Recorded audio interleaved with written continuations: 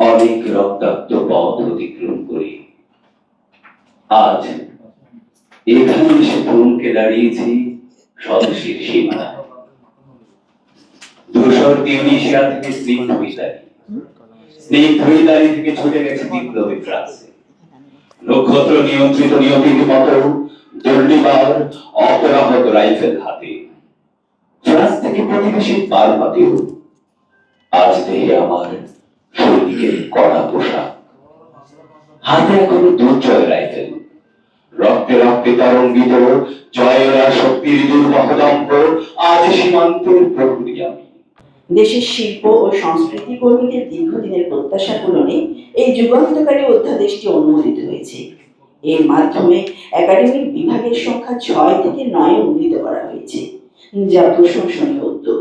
কিন্তু অত্যন্ত পরিতাপের বিষয়, এখানে আবৃত্তি শিল্পের মতো একটি প্রাচীন ও গুরুত্বপূর্ণ শিল্পগ্রন্থ স্বতন্ত্র বিভাগ হিসেবে অন্তর্ভুক্ত হয়নি। বাংলাদেশের শিল্প সংস্কৃতি চর্চার একমাত্র জাতীয় প্রতিষ্ঠান হিসেবে বাংলাদেশ শিল্পকলা একাডেমি 1974 সালের আইন দ্বারা প্রতিষ্ঠিত হয়, যার মূল লক্ষ্য ছিল জাতীয় সংস্কৃতি ও কৃষ্টি উন্নয়ন ও সংরক্ষণ। একাডেমির রূপকল্প হল শিল্প সংস্কৃতিবিদ্ধ সৃজনশীল মানবিক বাংলাদেশ গঠন। এই মহতী উদ্দেশ্য পূরণে বাংলাদেশ শিল্পকলা একাডেমি 6টি বিভাগ, চারুকলা, নাট্যকলা ও চলচ্চিত্র, সঙ্গীত, নৃত্য, আবৃত্তি, গবেষণা ও প্রকাশনা বিভাগ, প্রশিক্ষণ, প্রযোজনা বিভাগের মাধ্যমে শিল্পচর্চা ও বিকাশে কাজ করে চলেছে। সম্প্রতি বাংলাদেশ শিল্পকলা একাডেমি সংশোধন অধ্যাদেশ 2026 জারি করা হয়েছে। বসুন্ধরা টিস্যু, অশুদ্ধতার বিরুদ্ধে এক বিন্দুও ছাড় নয়। যেখানে একাডেমির বিভাগ সংখ্যা 6 থেকে বাড়িয়ে 9 করা হয়েছে এবং নতুন করে আলোকচিত্র, পারফর্মিং আর্টস, নিউ মিডিয়া, সাংস্কৃতিক ব্যান্ডিং উৎসব যুক্ত করা হয়েছে। আর পূর্বের নাট্যকলা চলচ্চিত্র বিভাগ আলাদা করে নাট্যকলা বিভাগ, চলচ্চিত্র বিভাগ দুটি স্বতন্ত্র বিভাগ করা হয়েছে। একই সাথে সঙ্গীত, নৃত্য ও আবৃত্তি বিভাগকে আলাদা করে সঙ্গীত বিভাগ ও নৃত্য পারফর্মিং আর্টস নামে দুটি বিভাগ করা হয়েছে। এর ফলে শিল্পকলার সংক্ষিপ্ত অধ্যাদেশ 2026 অনুযায়ী শিল্পকলার বর্তমান বিভাগ 9টি হল সঙ্গীত, চারুকলা, নাট্যকলা, চলচ্চিত্র, আলোকচিত্র, নৃত্য ও অন্যান্য পারফর্মিং আর্টস, গবেষণা, প্রকাশনা ও নিউ মিডিয়া, সাংস্কৃতিক ব্র্যান্ডিং, উৎসব ও প্রযোজনা, প্রশাসন ও অর্থ। এই সংশোধনী দেশে আধুনিক শিল্পচর্চার বিকাশে একটি যুগান্তকারী পদক্ষেপ, সাধুবাদযোগ্য।